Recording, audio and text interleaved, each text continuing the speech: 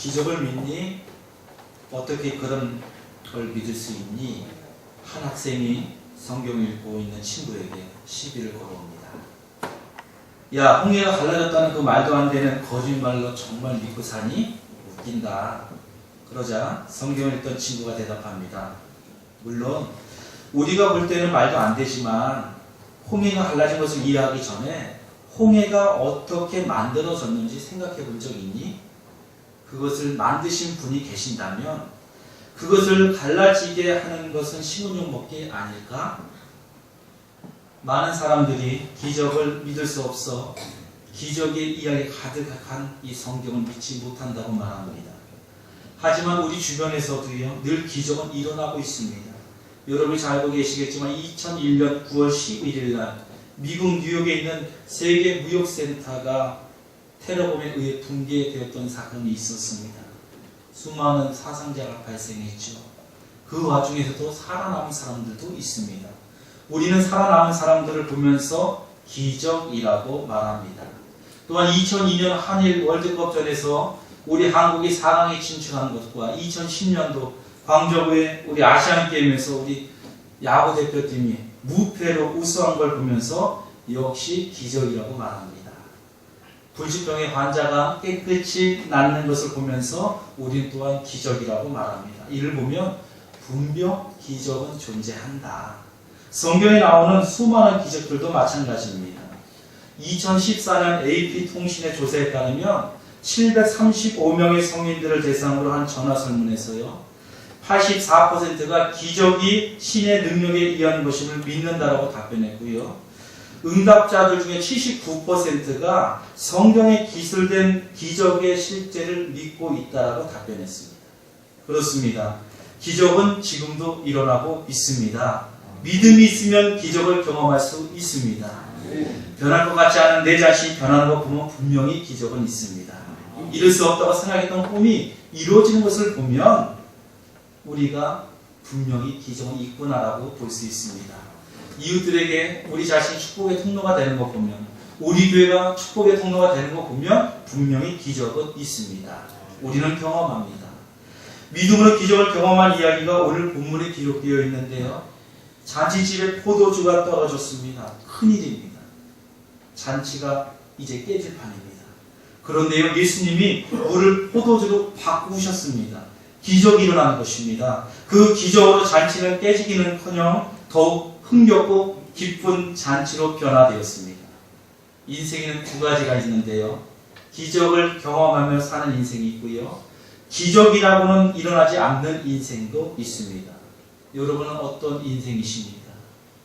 모자라고 부족한 나. 그래서 세상에서 깨질 수밖에 없고요.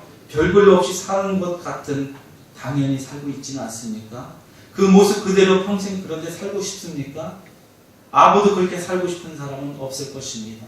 기적을 경험하고 싶을 것입니다. 그렇다면 어떻게 기적 같은 인생으로 변화될 수 있을까요? 어떻게 해야 우리 인생의 기적이 찾아올 수 있을까요? 첫 번째로 기도할 때 기적이 일어납니다. 기도할 때 기적은 일어난다고 주님 말씀하십니다. 오늘 포도주가 바닥났을 때 예수님의 어머니께서 이 집에 포도주가 다 떨어졌구나 라고 말해 주었습니다. 기적은 인간의 능력으로 행할 수 있는 것이 절대 아닙니다.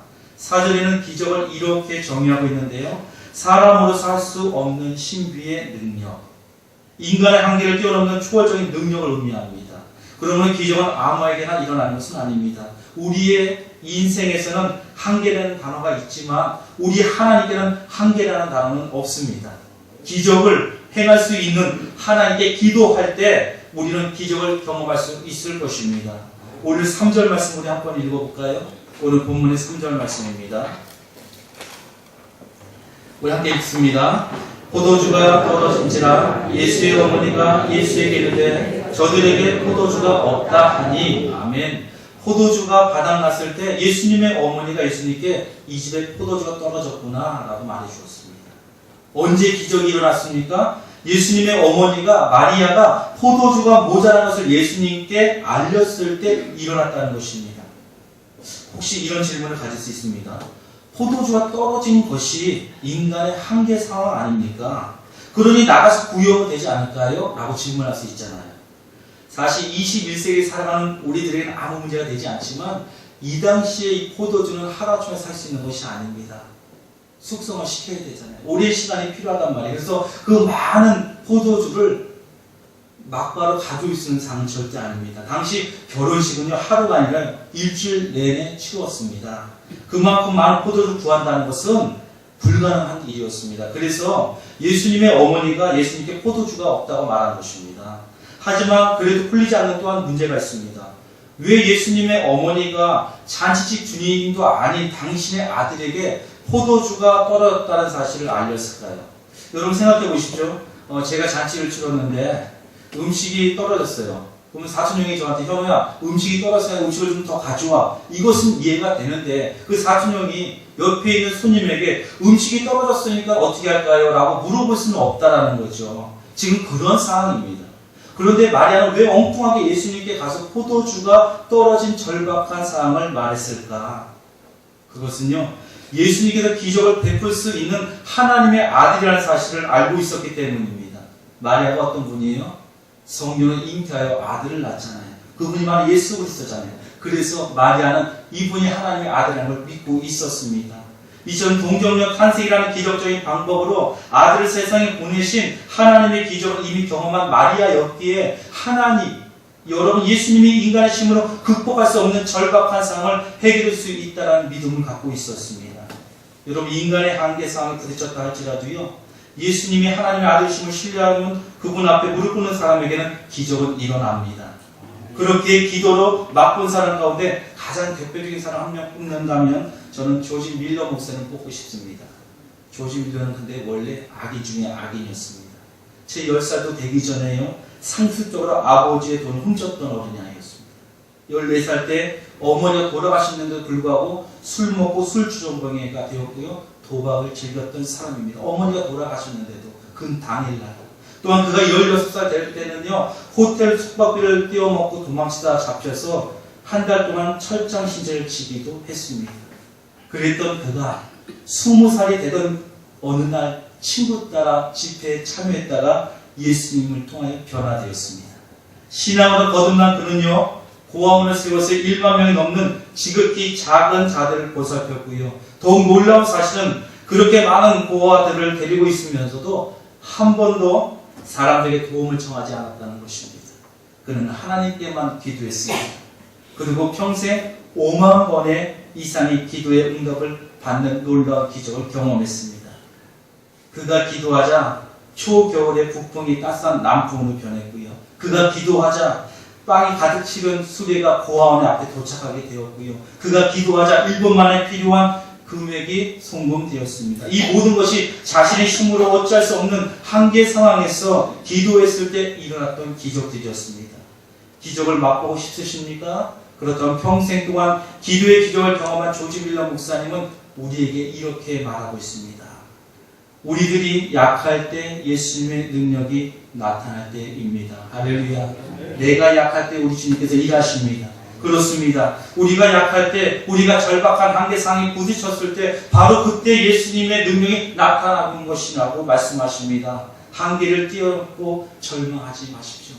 한계에 부딪혔을 때 좌절하지 마십시오. 잔치집에 포도주가 떨어진 것처럼 절박한 현실에 낙심하고 계십니까? 기도할 수만 있다면, 그 절박한 상황 가운데서도 하나님의 아들 예수를 믿을 수만 있다면 우리는 극복할 수 있습니다. 기적을 베푸시는 하나님의 능력을 경험할 수 있습니다. 그 순간 우리의 부족함은요, 넘치는 축복으로 변화될 줄 믿습니다. 두 번째로 말씀에 순종할 때 기적은 일어납니다. 예수님의 어머니는 하인들에게 이렇게 부탁합니다.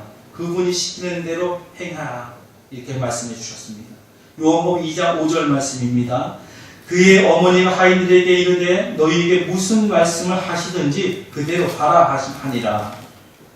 부족함을 느낀다고 했어요. 누구나 채워짐을 경험하는 것은 아닙니다.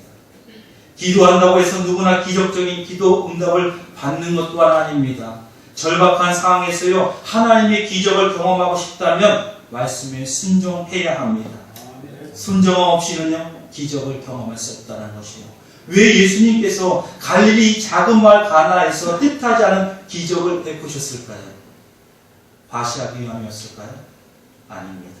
그 작은 마을에 예수님의 말씀대로 순종한 사람들이 있었다는 것입니다. 그들이 누구입니까? 바로 잔치집에 비천한 하인들이었습니다. 그들은 포도주를 즉시 만들 능력 없었던 사람들입니다. 구별 능력조차 없었던 사람이었지만 하나님의 말씀에 순종했더니 그들은 믿음을 통하여 하나님을 경험하게 되었습니다. 그들은 기적을 경험하는 주인공이 되었습니다. 그들에게는 순종이 있었다는 것입니다. 우리는 이 말씀을 통해서 알 수 있는 것은 말씀에 순종하는 사람이 기적을 베풀 수 있습니다. 할렐루야. 말씀에 순종할 때 우리는 그것을 경험할 수 있습니다. 오늘 2장 7절에서 8절 말씀인데요. 예수께서 그들에게 이르시되 항아리에 물을 채우라 하신즉 아기까지 채우니 이제는 떠서 연회장에 갖다 주라 하시며 갖다 주었더니 예수님께서 하인들에게 내린 명령은 정말 황당한 거였습니다. 항아리에 물을 채우라 해서 가득 채웠더니 그 물을 떠서 연회장에 갖다 주라는 거. 얼마나 황당한 얘기입니까? 아니 이렇게 질문할 수 있지 않습니까? 아니 저희가 바보입니까? 이 하인들이 얼마나 많은 일을 했겠습니까? 얼마나 결혼식을 많이 치렀겠습니까? 그러나 그 말씀에 순종했다라는 것입니다. 이 하인들은 예수님 말씀에 순종했습니다. 자신의 생각을 버렸다는 것입니다. 여러분 순종에는 내 자신을 버리는 거예요. 내 이성을 부인하는 겁니다. 하나님 말씀에 내 이성과 내 생각을 버리는 순간에 기적은 일어납니다. 예수님의 말씀대로 순종하는 것이죠. 그러자 무슨 일이 일어났습니까? 물을 떠서 하객들에게 따르는 순간에 물이 변하여 포도주가 되었다는 것입니다. 이들이 얼마나 기뻤을까? 이들이 물을 떠주면서 얼마나 행복했을까? 다른 사람 모르고 있는 겁니다. 이 하인들만 예수님이 행했던 기적을 알고 있으니 얼마나 기쁘고 기뻤습니까? 여러분 기억하십니까? 우리가 2002년 한일 월드컵전에서 세계 4강에 이뤘을 때 많은 국민이 환호했고요. 기쁘었고 즐거웠습니다. 우리나라가 그만큼 행복했던 적은 없었던 것 같아요. 차 위에 올라가서 난리를 쳤고요. 예, 물론 경찰에 잡혀가기도 했지만 너무 즐거웠어요. 너무 행복했습니다. 그 히딩크 감독이 아주 매스컴에 타면서 이제 언론에서 물어봤습니다. 당신의 비결은 무엇이었습니까? 무엇 때문에 대한민국이 4강까지 오를 수 있었습니까? 그러나 한마디로 이렇게 얘기했습니다. 대한민국 선수들은 내 말에 순종했습니다. 할렐루야. 말씀에 순종했다는 거예요. 한국 선수들은 내 말에 죽으라면 죽는 신호까지 했다는 것입니다. 순종하니까 기적이 일어나는 것입니다. 오늘날 많은 그리스도인들이요 삶 속에서 기적을 경험하지 못하고 있습니다. 기적이 거짓이기 때문입니까? 최첨단을 달리는 21세기에 기적이 일어나지는 않는 것입니까? 그것이 아닙니다. 기적이 일어나지 않는 것은요 자신의 짧은 이성과 두뇌만을 믿는 불순종 때문에 그렇습니다. 다시 말해서요 우리 그리스도인이 절실하고 절박한 상황에서 기적을 맛보지 못하는 것은 거짓된 믿음으로 인해 순종하지 못하기 때문에 그렇다는 것입니다. 기적을 경험하고 싶다면 순종해야 합니다. 내 경험과 내 생각으로 이해되지 않는다 할지라도요 내가 믿는 예수님이 창조주 하나님의 아들이라는 믿음으로 순종해야 됩니다. 그렇게 할 때 우리의 삶에도요 간의 기적과 같은 놀라운 하나님의 역사가 일어나게 될 것입니다. 마지막으로 세 번째로 예수를 믿게 하기 위해서 기적은 일어납니다. 예수를 믿게 하기 위해서 기적은 일어난다는 거예요. 예수님께서 이 첫 번째 표적을 갈릴리 이 가나 혼인잔치에서 행하셨습니다. 그리고 거기서 당신의 영광을 보여주셨습니다. 그러자 예수님의 제자들이 예수를 믿게 되었습니다. 우리 2장 11절 말씀을 함께 읽습니다. 2장 11절입니다. 시작. 예수께서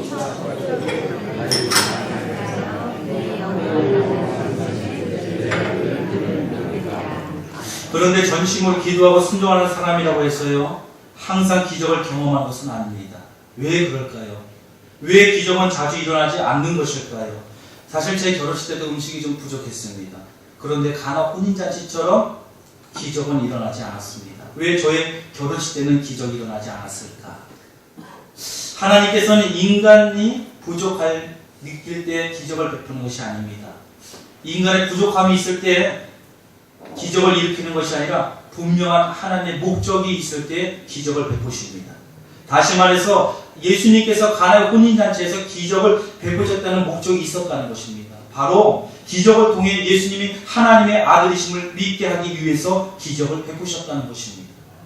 예수님이 기적을 행하시자 어떤 일이 일어났습니까? 예수님을 따랐던 제자들이 예수님을 믿게 되었습니다. 그런데 이 구절에서요, 조금 이상한 점이 있습니다. 이미 예수님을 믿었으니까 제자가 되지 않았습니까? 예수님을 믿지 않으면서 어떻게 생업과 가족을 포기하고 예수님을 제자로 따라갈 수 있었을까? 이미 제자들은 예수님을 믿고 있었습니다. 그러면요, 왜 11절에서는 제자들이 처음 예수님을 믿게 된 것처럼 표현하고 있을까요? 그 말씀은 바로 제자들이 이제야 예수님을 하나님의 아들로 믿게 되었다는 것입니다. 예수님을 단지 위대한 스승이 아니라 이제 스스로 따랐다가 이제는 더 기적을 통해서요, 그분이 하나님의 아들이라는 사실을 믿게 되었다는 것입니다. 그래서 이 기적을 미라클을 표적으로 이 미라클의 사인이라고 부르는 거예요. 이 기적이 표적으로 바뀌는 거잖아요. 무엇을 나타내는 표적입니까? 이런 이야기입니다.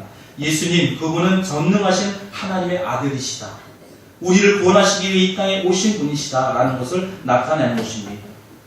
그렇다면 물이 포도주로 변한 기적이 어떻게 예수님이 하나님의 아들이시고 우리를 구원하기 위해 이 땅에 오신 구원자이심을 나타내는 표적이 될 수 있을까요? 그 답을 알기 위해서는요, 이런 질문을 던져야 됩니다.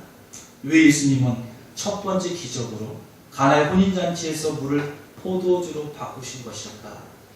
이 기적에는요, 포도주는 죄와 허물로 죽은 우리를 위해 흘리신 예수님의 피를 상징하고 있습니다.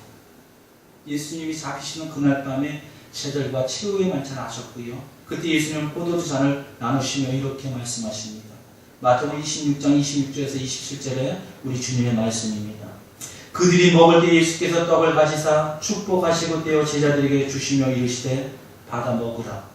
이것은 내 몸이니라 하시고 또 잔을 가지사 감사 기도하시고 그들에게 주시며 이르시되 너희가 다 이것을 마시라. 그렇습니다. 예수님께서 가나의 잔치에서 보여주신 물이 포도주로 바뀌는 표적은 우리를 구원하시기 위해 십자가에서 흘리신 예수님의 피를 상징하는 것입니다. 이 가나 잔치처럼 포도주가 떨어진 모자란 우리의 인생들, 부족한 인생, 아무리 노력해도 만족할 수 없는 우리가 예수님 때문에 풍성하고 만족한 인생을 살 수 있음을 나타내는 장면입니다. 여러분, 지금 사는 것이 너무 어렵고 힘드십니까? 도저히 어찌할 수 없는 절망 가운데 있습니까? 주님의 십자가를 바라보십시오. 예수님의 보혈로 우리가 구원받고 풍성한 삶을 살 수 있다는 것을 믿는다면 기적은 경험할 수 있습니다. 한계에 부딪힌 데 초라한 능력이 아니라요, 전능하신 하나님의 능력을 경험하며 살 수 있습니다. 그렇습니다. 하나님의 아들 예수 그리스도, 우리를 구원하시기 위해 물과 피를 다 흘리신 예수 그리스도, 그분을 믿고 그분의 말씀에 순종하며 한계에 부딪힐 때마다 기도할 수만 있다면 기적은 일어날 수 있습니다. 그 말씀에 순종할 수만 있다면 우리는 기적을 경험할 수 있습니다. 바뀔 수 없을 것 같은 내가 바뀌는 것을 보면 분명히 하나님은 살아 역사하십니다. 이제 저희는 네 번째 사순절을 보냅니다. 여러분, 예수님과 동행하십시오. 여러분은 지금 이 기적을 경험하고 계십니까? 기도하겠습니다.